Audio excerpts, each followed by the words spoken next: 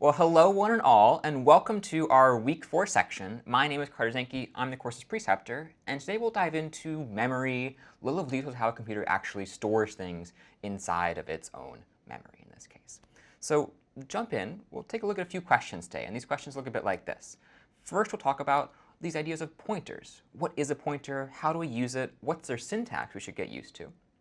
Second, we'll think about how we can read and write data from a file. How do we take data stored inside a file, put it inside our program, and then how do we take data from our program and put it inside of a file? And then finally, we'll talk about this idea of dynamic memory. How do we use these new tools like malloc, and when should we use them? And even really, why should we use them? Why do we care about them? So to jump in, let's take a look first at pointers, where pointers is this idea of trying to store the address of some variable inside a new variable, in this case a pointer. So to get started with this, let's think back to what we talked about first with variables, right? What is a variable? If a pointer is just a variable, well, what first is a variable? Well, we saw earlier that we had this contacts application. We were trying to store some variables inside of, like people's names, addresses, phone numbers, etc., or even the number of times we had called them. So let's go back to that idea first. Let's take a look at this syntax, where we had some variable named calls that is an integer, and it has the value 4. And we broke this variable down as follows. We said that we can give this variable a name, in this case calls. It also has a type called int for integer. It stores integer values. And it also has a value, in this case 4. So calls is simply some name for some place in memory that has the value 4. But the picture is a little more complex than that, as we now know. In fact, instead of simply saying that calls is located someplace in memory, we can tell you very specifically where it is in memory using this new tool called addresses. So similar to how homes or businesses have addresses, so do variables. And in this case, we'll see that calls has the address 0x1a, kind of by random choice here. But in this case, we use hexadecimal format, where we see 0x in front to know that this is in base 16. And programmers have used hexadecimal simply because it's more convenient to talk about memory locations, given how many location memory there can possibly be. It's easier to use base 16 than, for example, base 10. And so we denote that using that 0x in front. So calls has this location, 0x1a. But how do we actually make use of this location? Well, we could actually use what we call now a pointer, where a pointer is simply a variable as we know it, but it stores not a regular value like an integer or a character, but some address in memory. So let's take a look at this visual now, where we have this pointer called p. And we know it because we're calling it p in our syntax on the left-hand side. This is the name for our variable. We also have, similarly, a type for this pointer. This is an int star. So we know int, right? Int is an integer value, integer type. We also have characters and so on. But in this case, we see int star.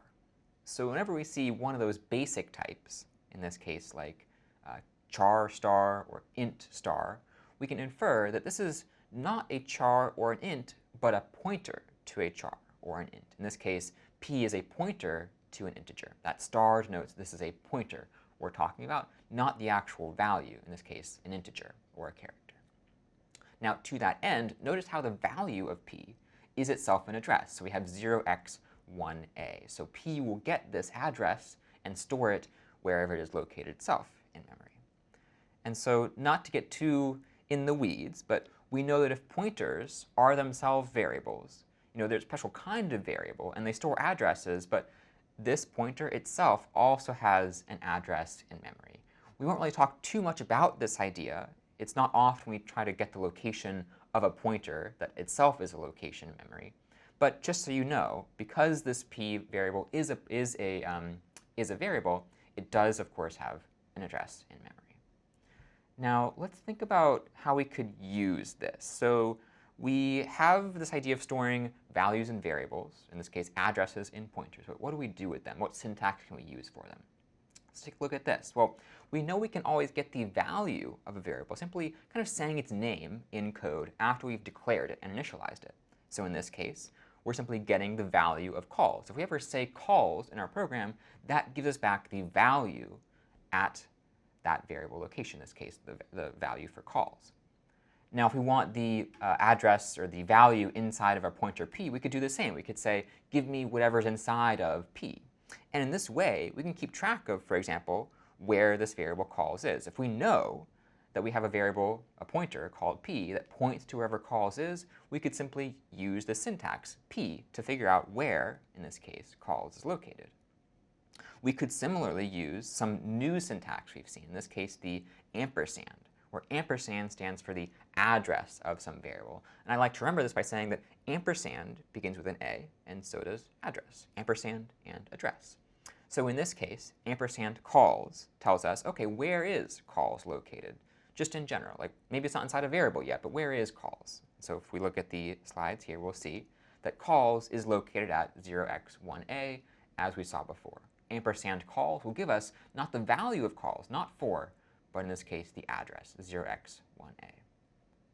Now thinking similarly, we could run the same on a pointer. We could say, what's the address of this pointer?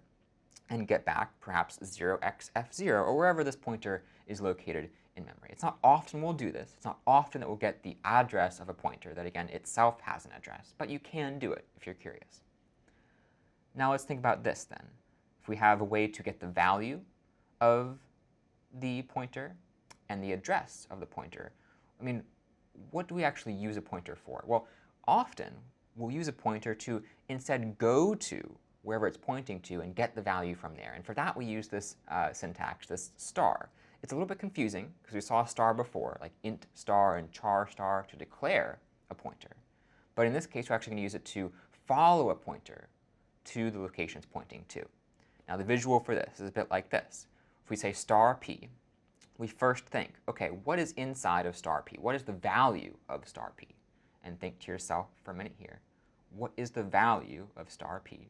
Or what is the value of just p first? 0x1a.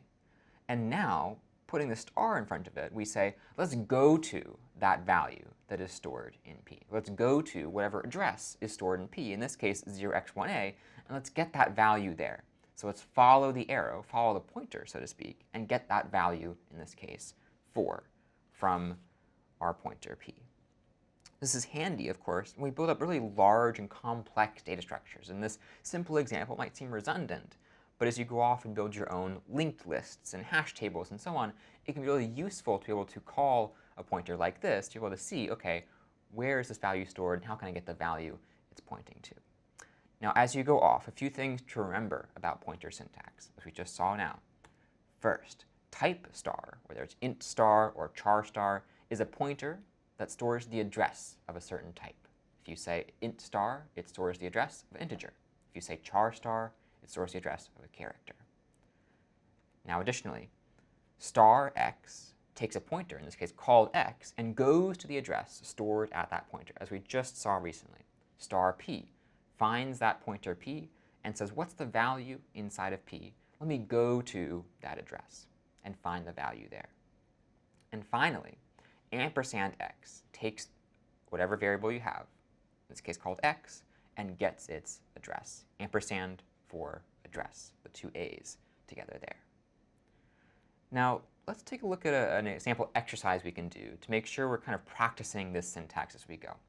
And this is a pointer prediction exercise. So often it's helpful when first starting out to look at a program and predict what it might do. And only afterwards will you run it and check your assumptions. So today we'll take a look at this file called pointers.c. And I encourage you, before you run this file, to read through the code line by line and act like a computer. In your mind or on a piece of paper, write down what's the value of A, what's the address of A, for example, inside this pointers.c file. And then, once you've done that, go ahead and run it and see if your assumptions are correct. Now let's do this a bit together here. Here we have the code on the left-hand side, and this visual on the right-hand side. And again, your job is to take a few minutes, maybe pause the video, read through this code top to bottom, and work like a computer. Fill in the potential address of A and the value of A, the potential address of B and the value of B, and so on for C. It's OK if you need to make up addresses. You can certainly do that.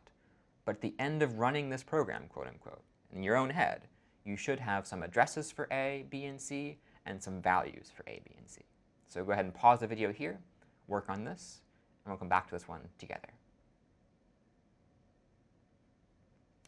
Okay, so by now you might have in your mind some potential values for A, B, and C. And let's go ahead and run this program, again called pointers.c, to actually see what will happen here. I'll open up code.cs50.io, in which case I already have a folder called pointers. And inside of this folder, I have pointers.c. You too can download pointers.c and get it inside of your own code space.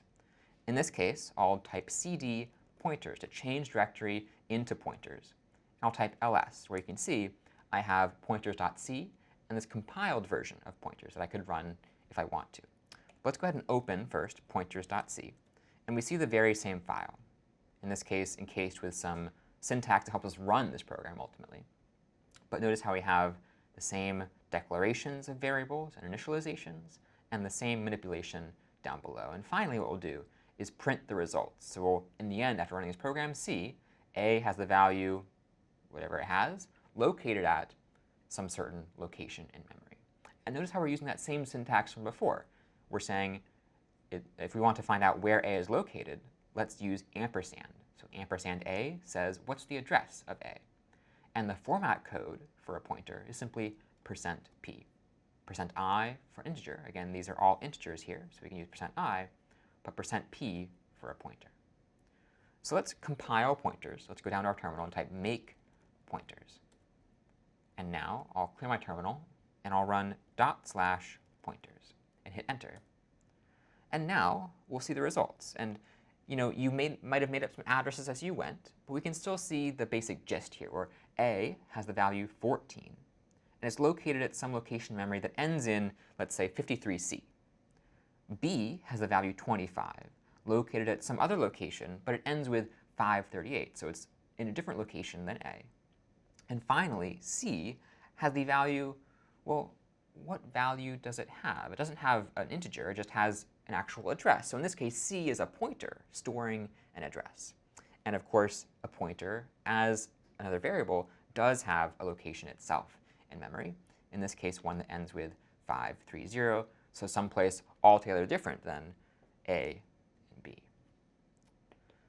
So if you predicted correctly, congratulations, you're getting a hang of some pointer syntax. If not, not to worry. Feel free to practice more with this syntax and actually learn by doing as you write programs that use this syntax here for pointers. But maybe first let's get a feel for how this is working. Well, first we had integer A gets the value 28. So at some location in memory, we'll create this variable called A that gets the value 28, and so on for B. So we can give them some random address wherever it is that they're assigned, right? So A and B have some random address, but they do have the values 28 and 50. Now, though, let's take a look at C. Well, C looks a bit different. It says int star is its type. So what is int star? Think to yourself. It's a pointer to an integer. So in this case, we have a pointer called C that is going to get not A, but the address of A. So wherever A is stored, C will get that address. Now C is pointing to, metaphorically, A, or the value stored at A. Now we do some manipulation of these pointers. So we've set them up initially here, but now we do some manipulation of them. We say, OK, let's go to the value that C is holding and make that 14. But where currently is C pointing? Well, C, as we just said, is pointing at A. C, this pointer called C, to an integer, has the address of A.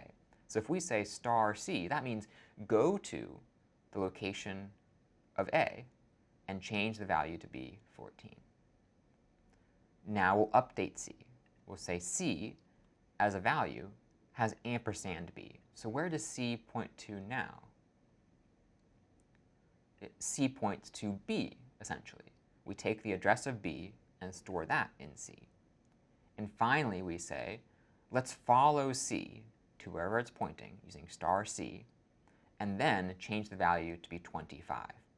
So at the end result, we should see, because we've first set A, first set B, then had C point to A, updated A to be 14, then had C point to B, updated B to be 25, we should of course see that A has the value 14, B has the value 25. And notice that C has this value that corresponds to what other variable? Corresponds to B. C has the value that is the location of B. OK, so again, feel free to get some more practice with this, either on your own or while you work on the problem set itself. But these pieces of syntax will be really useful for you and great to master as you go through your programming journey. Now, with that in mind, let's do something a bit more advanced. Let's take a look at how we could use these pointers for actually adding to files, reading from files, and so on. So let's go back to our slides here. And let's think about this idea of file I/O, where file I/O stands for file input and file output. How do we take input from files, and how do we output data to files? So if we think first about this idea of a file, you might have this kind of common notion of a file being some place in memory that has a name and some maybe text inside of it, or some other characters, or some other pieces of data.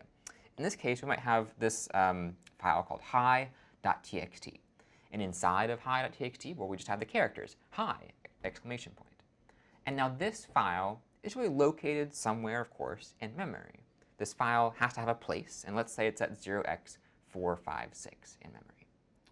Now, if we want to open this file in order to read data from it, we have one way of doing it in C. For example, we could write this. We could say file star input gets this value of fopen hi.txt r. And this is maybe a lot to take in at once, so let's break it down as a whole. First, what we're doing is giving something a name. We're creating some variable and calling it input. OK? But we also have some other pieces going on here. Let's look at this. We have a type for this variable we're creating called input. This is a file pointer, a pointer to a file. So it goes to say that maybe this variable, this pointer called input, points to some file. It has the address of some file inside of it. Now, if we use fopen here, our very own function that C gives to us as part of its standard library, what we could do is say, I want to open hi.txt using the read mode. So the first argument to fopen, in this case hi.txt, is the file name we want to open.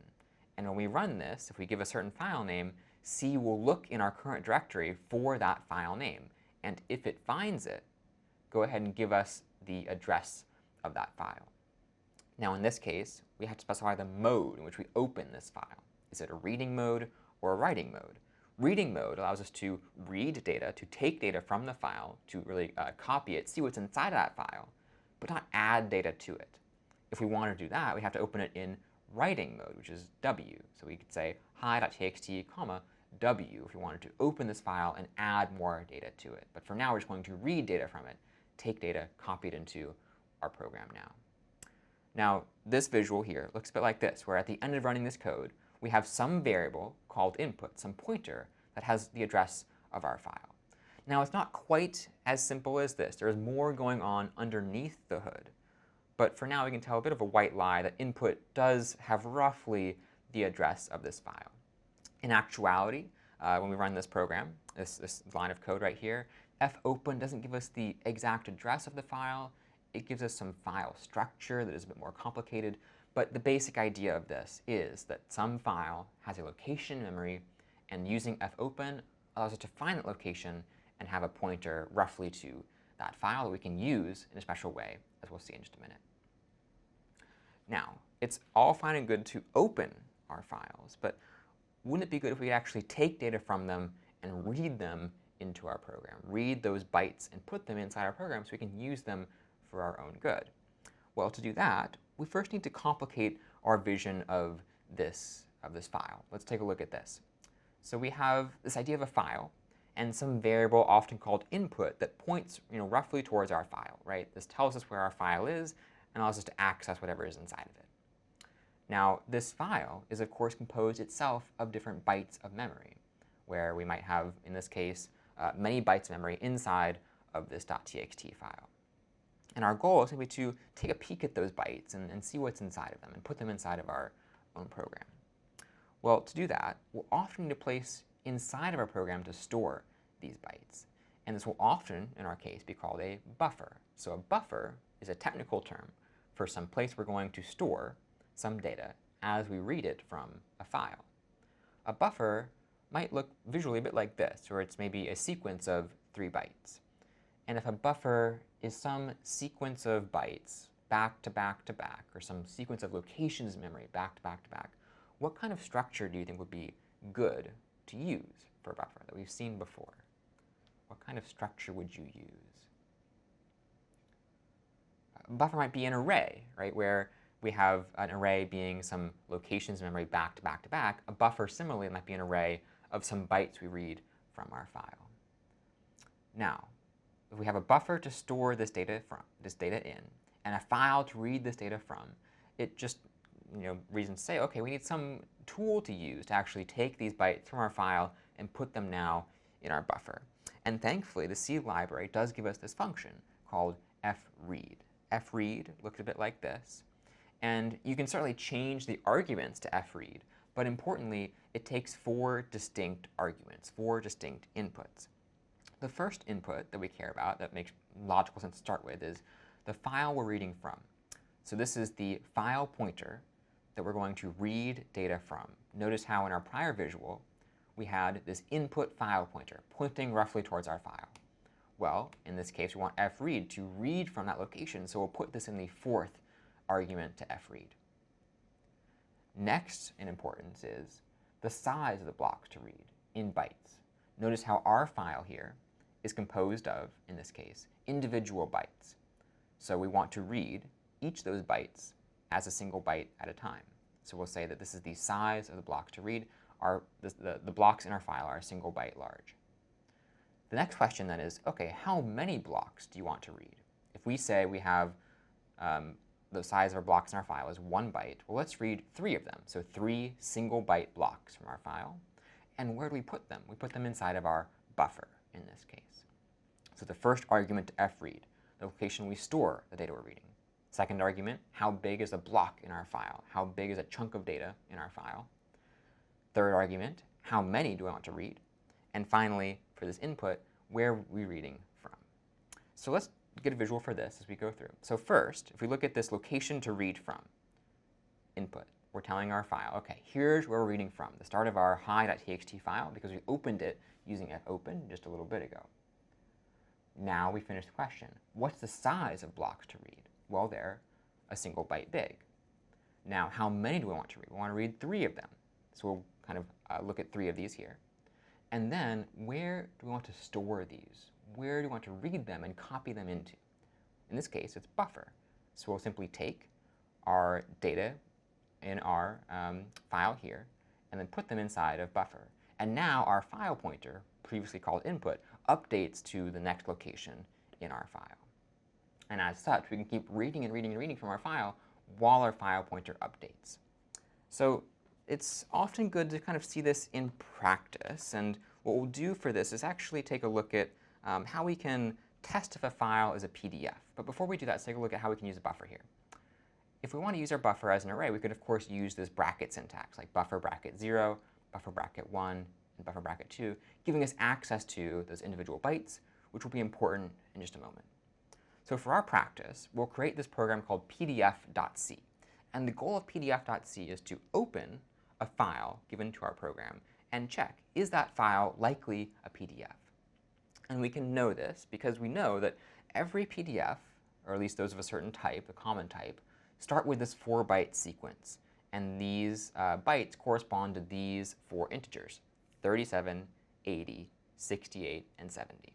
So maybe news to you, whenever you open a PDF, the first 4 bytes in that file are often going to represent these integers, 37, 80, 68, and 70. This is known as a file signature.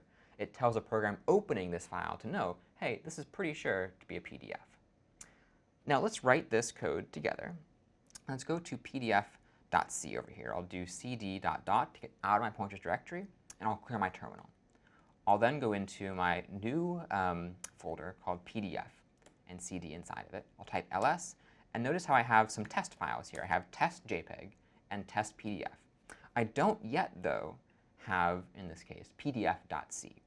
I'll use these files as tests for my code, but I first need to create pdf.c. So I'll do that with code in this case pdf.c. Now I have this new file, pdf.c. And what's the kind of boilerplate syntax I should use to start off my PDF program? Well, I might want to have an int main void program or function, some place to run the main part of my code. I might also, up above, want to simply import the CS50 library. I might also want to import maybe the standard I/O library to print something out to the user, tell them if it's a PDF or if it's not. Now, to get started, I first need to accept some command line arguments for my program. I need to ask the user to type in the name of the file I want to open. And so what I'll do is I'll check to see if the user has actually given me a file name. Now, instead of void here, I probably want to use int argc and string argv. This allows my program to take command line arguments. And remember that the count of arguments I've been given is stored in argc, and the actual content of the arguments is stored in this array argv. Now, I should check, is argc equal to the number of command line arguments I expect? Now, if I expect one command line argument, I should check, is argc not equal to 2? And if it's not, I'll say printf, this is improper usage. This is not the way to run my program. And I'll return 1 to signal to the user that this is not the right way to do it. Now, why is argc 2 here and not 1? We expect 1 command line argument, really. But why should I check if argc is 2? Well, keep in mind that when I run this program, eventually as, in this case, /pdf, maybe test.jpg, the first command line argument technically for my program is going to be /pdf, and then the second one is going to be this. So if I want really one command line argument to my program here, I should keep in mind that this still counts as some argument given at the terminal. So I should say if argc is not equal to 2 in the end. Now, let me scroll down here, and once I know that I have some file name, let me try to open this file. So let's say open file here. And how can we do that? I encourage you to pause the video, maybe try it on your own. How could we open whatever file is given to us from the user? Well, so let's first keep in mind the file name, right? We could perhaps say this. The file name, string file name, is located at argv1. Now, why argv1? Well, we saw below, when we eventually run our program with /pdf, testjpeg.jpg, or testpdf.pdf, well, this will be what's stored in argv0, and this will be what's stored in argv1. So the file name is located at argv1. And we need the file name to pass it into what function to open our file? Fopen. So we saw we could use fopen like this. Fopen, and then the file name. So we'll say this is our file name, simply using this variable we've used before. And then what mode we want to open the file in. Because we're simply reading this file, seeing what information is inside of it, not adding to it, we can simply open this file in read mode. But we need some place to store the structure we'll get back from fopen, the file pointer we'll get back from fopen. And so for that, let's go ahead and create one. We can say, give me a new file pointer. This one perhaps called PDF. And now we've created some file pointer called PDF using fopen. And actually, because we don't know if it's going to be PDF, let's just call it, in this case, file. So we have a file pointer called file that will take a file name, find it in our current directory, open it in read mode, and give it back to us in terms of this file pointer called file. OK, so we've opened the file. But as we do, you could think of some edge cases. What if, for example, we type in a file name we actually don't have? Well, in that case, fopen will return to us null as a special term to say, we don't have that file for you here. So it's important here to not simply blindly open the file, but to check even, is file equal to null? And if it is, let's go ahead and return 1. Maybe print an error message to the user. We could say, in this case, that no such file found. And for good measure, why don't we have some \n to tidy up our code here.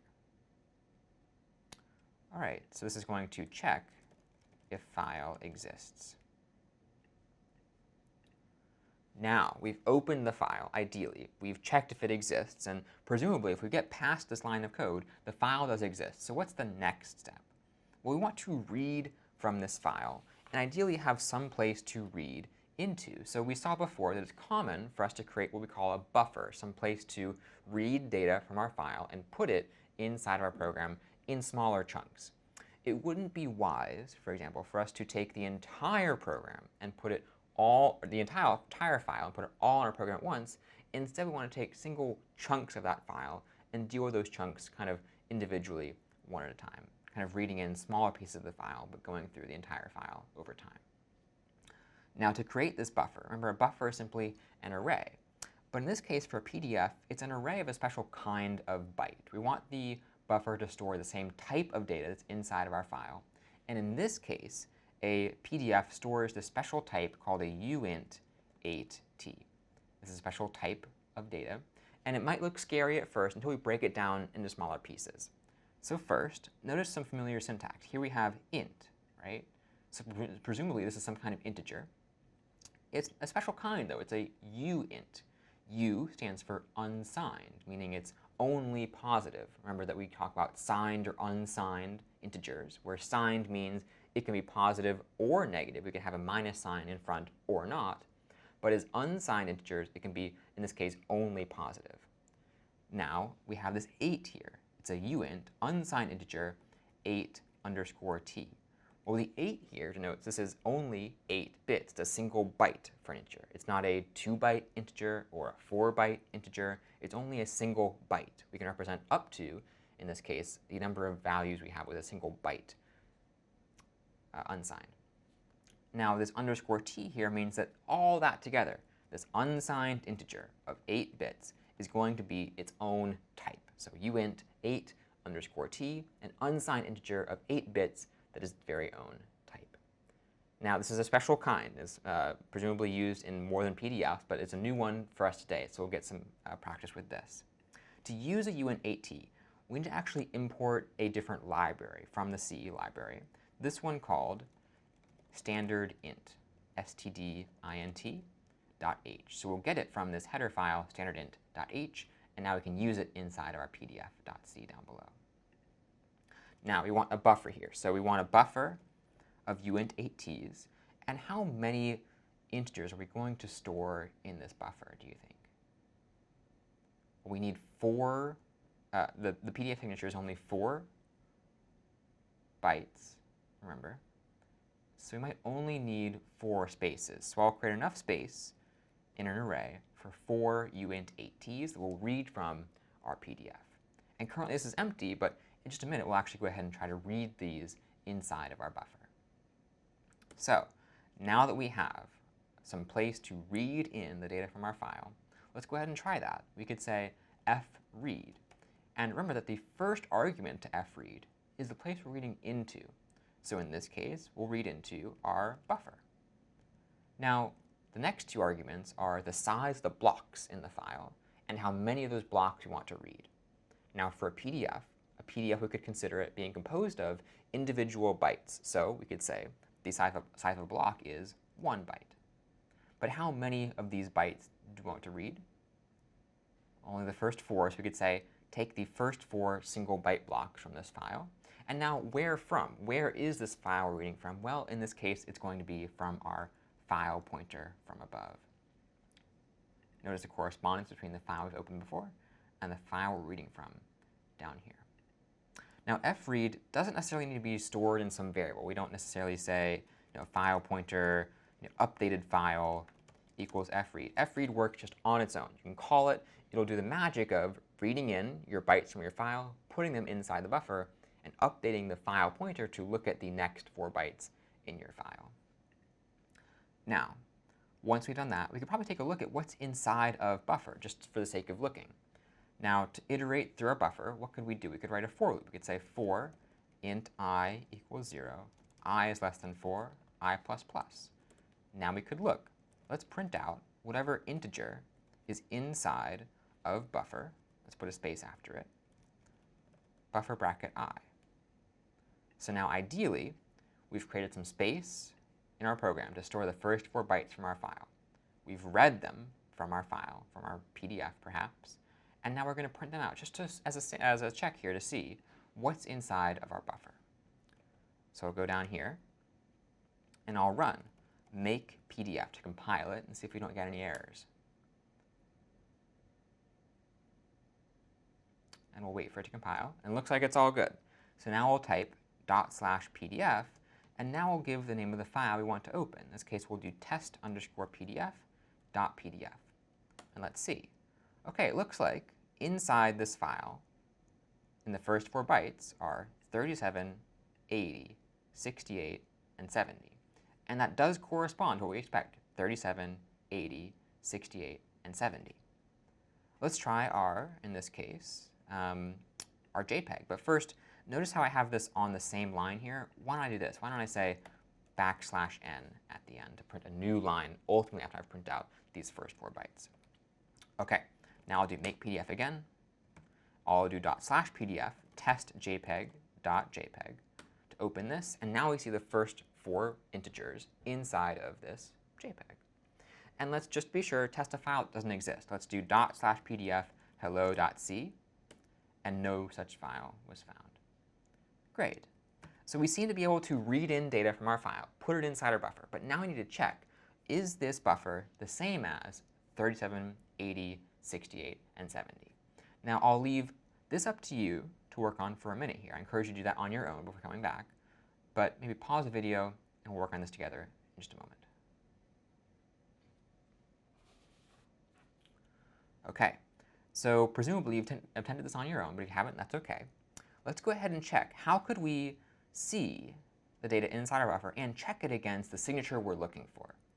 Well, it might be handy if we created our very own signature, our own array that actually has the data we expect inside of it. So we could say this. Let's make a new uint8t buffer, this one called signature, that stores 4 values. But in this case, we'll actually just give them to the buffer. We'll say first we're looking for 37. Then we're looking for 80. Then we're looking for 68. And then we're looking for, in this case, 70. So this is our file signature we're looking for. And as a bit of trivia, you don't actually need to include the length of the buffer or the length of the array if you have the definition already over here of 4, in this case, integers. OK, so now we have the buffer that we're reading from our file and the signature that has the data we're actually looking for. Well, what if we compared buffer bracket I with signature bracket I and see if they're the same? So I'll do this. I'll say, as I loop through my buffer, why don't I ask, is buffer bracket I the same as signature bracket I? And if that's the case, well, what do I want to do? Well, I actually really can't make a conclusion if I only know that one of buffer's integers is the same as the signatures. Instead, I should probably ask, what if it's not the same? What if, as I loop through, it's ever not the same between buffer and signature? Well, I could perhaps print to the user, well, if I know that 1 is not the same, this is likely not a PDF. So I'll say likely not a PDF. And I'll return just 0 to say everything went OK, but this is just not a PDF. Now then, if I get all the way through this loop, then I know that I likely have a PDF. I'll say printf likely a PDF. And I'll do \n up here too. And then I'll say return 0. And I don't need this new line anymore. So notice the logic here. First, we're going to read in some data into our buffer. We're going to ask the question, does the buffer signature match? Does the buffer signature match? We'll loop through our buffer, check. Is every integer in buffer the same as signature? If it is, if we never trigger this condition, we'll get down here and print likely a PDF. If we ever find it's not the same, though, we'll print likely not a PDF, return 0, and thus ending our program before we get down to likely a PDF. OK, so let's run this program again. I'll open it up, do make PDF, ./PDF, I'll do test jpeg.jpg, and we see likely not a PDF, which makes sense.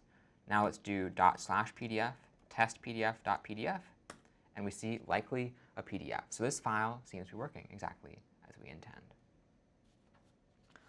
All right, so this is some of the magic we can do now that we can open files and read data from them. What we'll take a look at in just a moment is what we can do if we want to keep asking our program for more and more memory. Here we're not using too much memory. We're only using 4 bytes to kind of read in our data from our file and put it inside our buffer. But there's more we can do with memory in this case.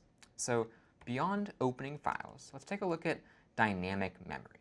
And dynamic memory is often seen in the context of using malloc in C. So malloc, if you recall, is used for asking our program for more and more memory. Importantly, it does it from a special place that we'll see in just a minute. But the basic idea is asking for memory for our program on the fly. Now, for example, let's say we wanted to create some integer called hours. Well, we could use malloc here. We could say int star hours gets the value of running malloc given the size of an integer. And there's some stuff to break down here, so let's do it. Notice how we have, in this case, the name of our variable still. It's hours, but it's not an integer right now. It's an integer pointer. So malloc, when it runs, always gives us back a pointer to whatever space it created in memory for us. So as we run malloc, though, it needs to know what size of space should I give you. And we can use, in this case, this function size of to say, give me the size of whatever type I have, size of int, size of char. If we give that to malloc, it'll always give us that size in bytes. So we're asking malloc here for simply some space for one integer. Now we get back a pointer to that integer, and to then store some values inside of it, we need to use that star syntax we saw a little bit earlier. What if we wanted not just a single space for an integer, but actually like maybe an array of integers? We could ask malloc for that too. We could say instead of size of integer, give me size of integer times 5. In this case, 5 spaces for this integer here. Now, what if we wanted to actually add in some data? Well, we could say, as we saw before, star hours gets 7. And if we wanted to add in some data to the right of 7, we could do this. We could say maybe star hours plus 1 is 9, or stars hour plus 2 is something else. Notice how we're using some pointer arithmetic here, where we're saying hours plus 1 means go to the next location in memory after whatever hours is pointing to. And of course, hours points to that first location in our broader array here. So we could also, of course, use the same bracket notation we saw before, like hours bracket 2 for 8, or hours bracket 3, in this case, for 7, and so on. So it kind of begs the question, what's the point of using malloc if we can use this very same syntax, and now we have to deal with pointers, right? As we saw briefly in lecture, malloc gives us some memory from the special place called the heap.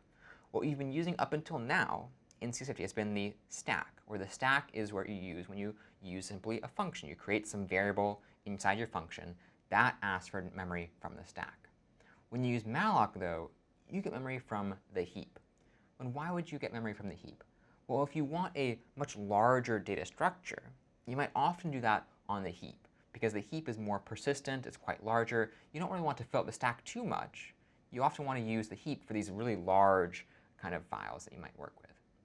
You might also use the heap when you want to have a data structure that many functions can operate on, for example, a linked list or a hash table. If you want a single structure that you can write many functions to operate on, you'll want to use the heap for that. Because remember, a stack is limited to the single function call, but the heap can be shared across functions overall. So this is good, as you'll see in the problem set this week and in coming weeks. You'll be able to actually share data across functions when you use malloc and the heap. Now, if you use malloc, though, there are still things to be wary of. And in fact, when we use malloc, there's often these brand new errors that we're now capable of making. And so let's take a look at these kinds of errors now. Often, when we use malloc, we have to make sure we actually free every block of memory. And often you actually won't remember to do that when you're first beginning, but that's OK. If you use fopen, you want to make sure you always close the file that you've then opened before. And of course, we want to be wary of using more memory than we've actually been allocated. So let's take a look at this. But before we actually jump into a new exercise, let's go back to our previous PDF one and see if there's something we could have done a little bit better, keeping in mind these common memory errors. Let's go back over here. And reading through this file, I might not see much to improve off the bat, right? Especially if I'm a beginner here. But what I can do is run a special program that tells me what might be going wrong memory-wise in this program. It seemed to work, but we could still do better. So I'll do this, valgrind of ./pdf, and I'll type in this time test pdf.pdf. So if I run my program as I usually do, but type valgrind in front, I'll then be able to see what memory errors, if any, I encounter. So I'll hit enter here.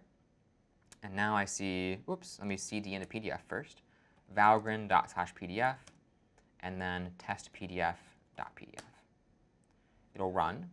It gives me some slightly cryptic syntax, but notice how I see this, leak summary.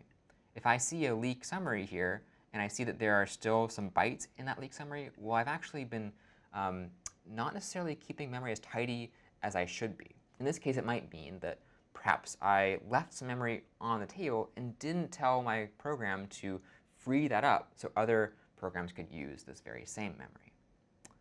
So what did I do wrong? If I read through this file top to bottom, keep in mind our common mistakes, I'll see, well, I didn't use malloc, but I did open the file. Did I close it later on? Let's look through. I checked the buffer, but I didn't close it. So it's important before you end your program to make sure you always close the file that you've opened. So in this case, I could close it down here, fclose, and I'll give it the file pointer I want to close. In this case, we called it simply file, fclose file. But this isn't the only place I should close it. I should also close it up here. Keep in mind that if I run this for loop and ever find that buffer isn't the same as signature, I'll print likely not a PDF and return 0. If I hadn't closed the file here, that would be the end of my program, and I wouldn't have closed the file at all. So I want to make sure to close it, at least in both places. I could also, perhaps, close it just after I finish reading. I could do it up here, fclose file there, and that would avoid duplicating this in more than one place. So now let's run this again. Let's do valgrind./pdf test_pdf.pdf. Run it again. And now we see, oh, still reachable. Let's see, fclose of file. Let's try doing what we had before. So we'll do fclose down here, putting it right there. Fclose down here, putting it right there. And now, let's run this again and just see if that helps us. So we'll do Command K there, make PDF. Oh, we might not have recompiled this, which might make it happen. So we'll do valgrind./pdf test_pdf.pdf. And now we should see all heap blocks are freed, no leaks are possible. So whenever you go ahead and add your fcloses to a file and you've run valgrind before, make sure you recompile it to see the new results of your new program here. OK, so let's go back to a new exercise. This one focused on identifying more kinds of memory leaks, more errors you're now capable of making. So for this one, we'll take a look at this program called create, where you've seen code before in VS Code. You know how you can type code, maybe hello.c, to open up a new hello.c file. Similarly, create.c allows you to open up a new file as well. So I'll go back to my code space. I'll do cd ... And you too can download this file, but I'll do cd create and type ls. And now I see, in this case, I'll remove hello.c. I see create.c, which I'll open like this, code create.c. So the goal of create.c is to run it a bit like this. If I type make create to recompile this, I'll type /create, and I'll type maybe hello.c. And now I type ls again, and I should see I have this brand new hello.c file. I can type code hello.c, open it up, and now I have this blank file for me here. So create is capable of making whatever file name I type after I type it. But as we'll see in just a minute, there are probably going to be some errors in here that we should address first. So to test if our file has any errors in it, let's run valgrind of ./create test.c to create this file test.c, but along the way, figure out, are there errors we should consider fixing in this case? So I'll do valgrind./create test.c, hit enter. Valgrind will run. And notice how I have error summary down below. I see 3 errors from 3 contexts. I've definitely lost 6 bytes. And I still can reach 472 bytes, but those bytes were still lost as well. Or at least they were leaked from my file. So I'll give you a minute here to download this file, read through, and keep in mind these 3 common memory errors. See if you can figure out where we've gone wrong here, and try to fix the file as you go. Again, remember that you can always run Valgrind using valgrind./create test.c, but always be sure in this case to recompile your program before you run Valgrind on it. We'll come back in 1 minute while you all work on this.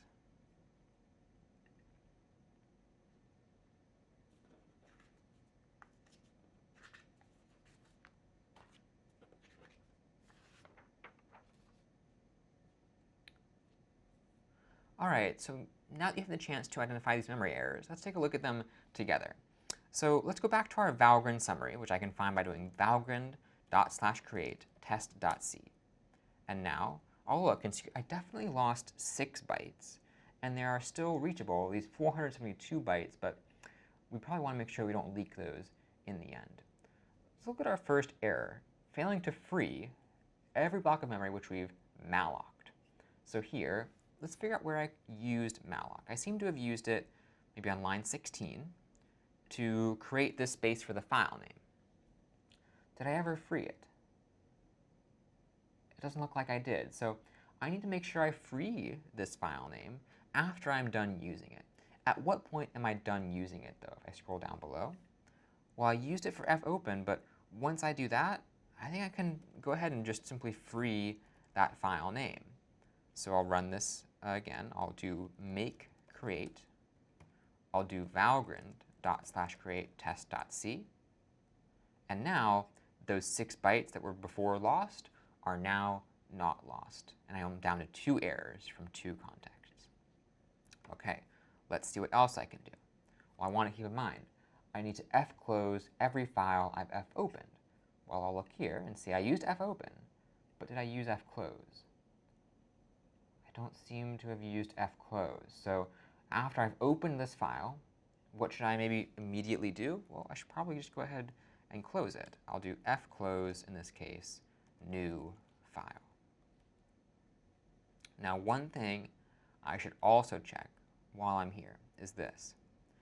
fopen, again, isn't guaranteed to work, as we saw before.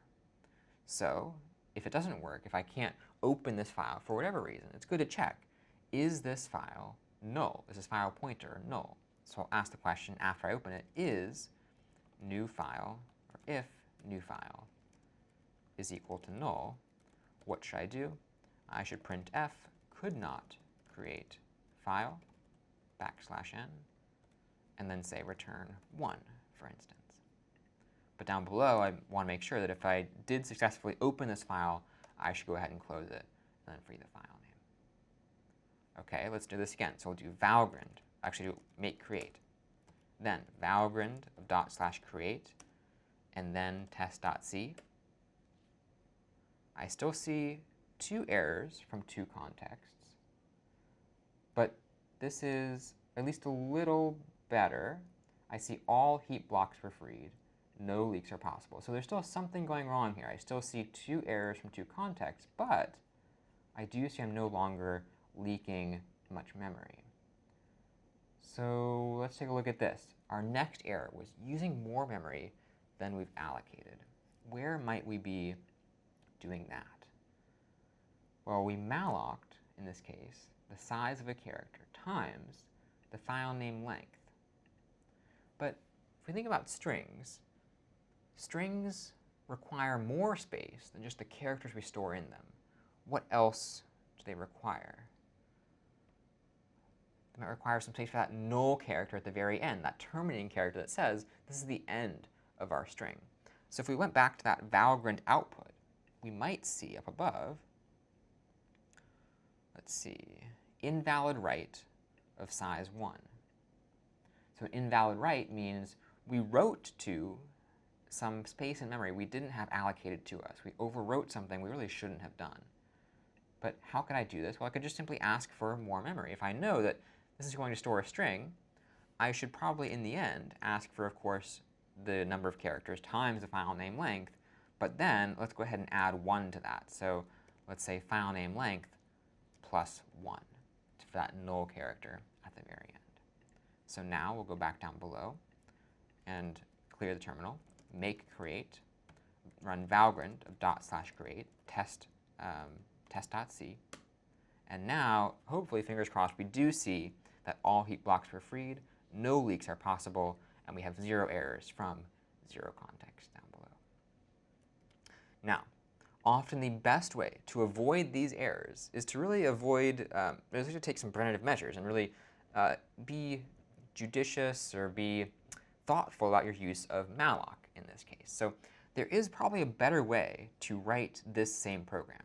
We might not need to even use malloc. We might not even need to worry about creating a string that has space for a null character. And so I actually encourage you as a optional additional exercise to figure out how would you rewrite create.c such that you would avoid these errors in the first place. That's always maybe the good first step for a programmer, is figuring out, OK, we solved these errors, but how could we avoid making them even in the first place? So I'll leave you with that. Now, this is going to bring us to the end of our section today. We've taken a look at pointers. We've taken a look at opening files, file I/O. We've also taken a look at malloc and common memory errors. And this should equip you to go off to this week's problem set with confidence to tackle, filter, and so on. And so I hope you enjoy this week's problem set. Wonderful to spend time with you. This was CS50, and we'll see you next time.